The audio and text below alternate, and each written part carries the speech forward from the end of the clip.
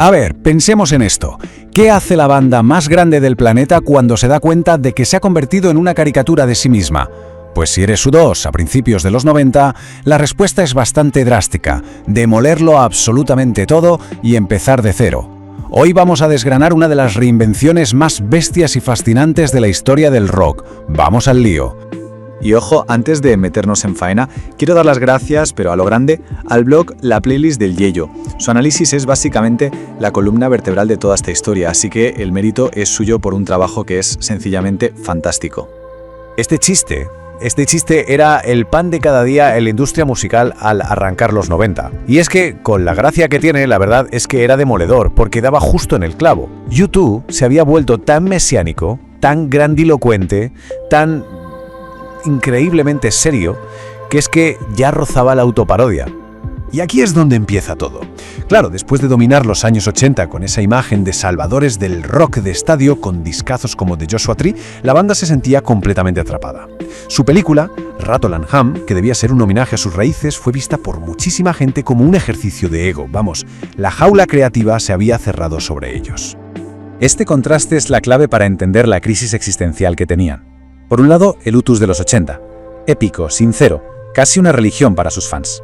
Por otro, la percepción a principios de los 90, una banda que se había vuelto predecible, estancada en sus propios gestos. El mundo de la música además estaba cambiando a toda velocidad.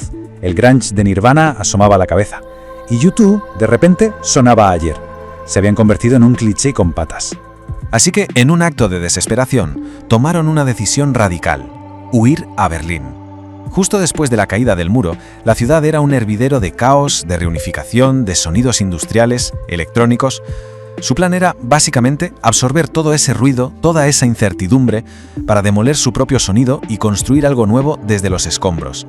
Pero la terapia de choque berlinesa casi acaba con ellos. En lugar de encontrar la unión, encontraron una fractura total.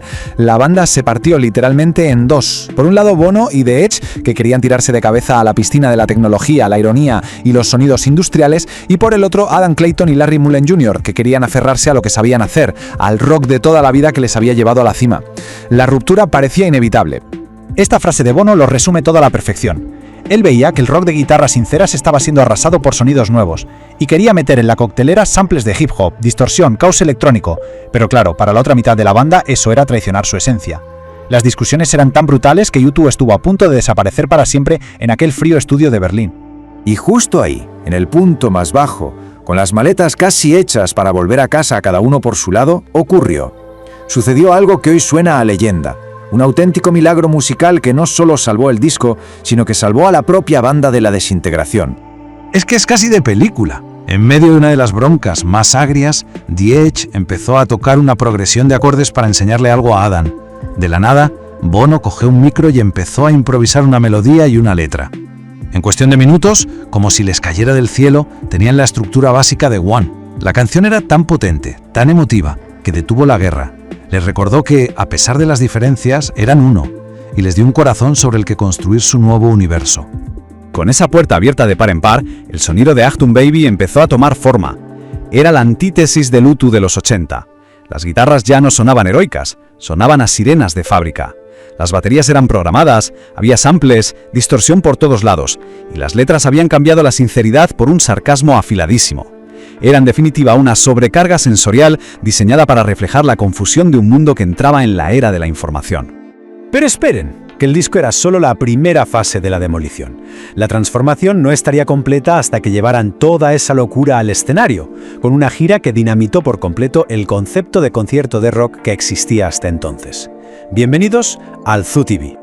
Para matar al Bono mesiánico, el propio Bono decidió crear personajes todavía más exagerados y ridículos. Así nacieron The Fly, la parodia definitiva de una estrella de rock chulesca y vestida de cuero, luego Mirror Ball Man, un telepredicador hortera y codicioso, y el más icónico de todos, Mr. McFisto, que era ni más ni menos que el diablo reencarnado en un viejo cantante de Las Vegas en plena decadencia. Era su forma de reírse de la fama, de los medios y sobre todo de sí mismo.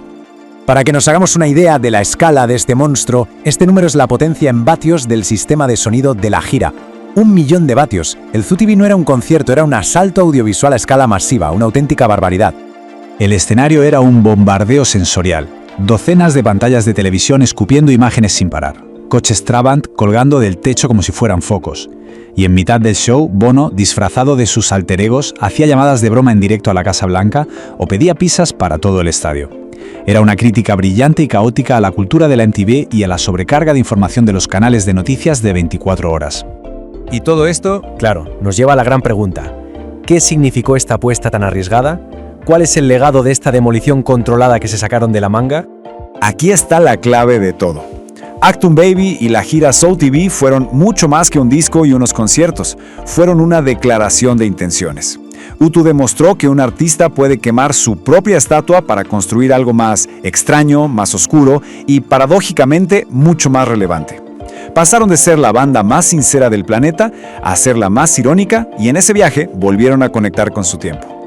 La historia de U2 en esta época nos deja con esta reflexión flotando en el aire. Fue una apuesta artística total, un todo o nada que les salió espectacularmente bien. Y nos hace preguntarnos, en el arte o incluso en la vida, ¿es necesario arriesgarse a destruirlo todo para poder seguir siendo relevante? Ahí queda esa pregunta. Y con ella cerramos este análisis. De nuevo, 1.000.000 de gracias al blog La Playlist del Yello por inspirar esta historia. Si les ha gustado y quieren descubrir más relatos musicales así de fascinantes, de verdad, no duden ni un segundo en visitarlo. Nos vemos en la próxima.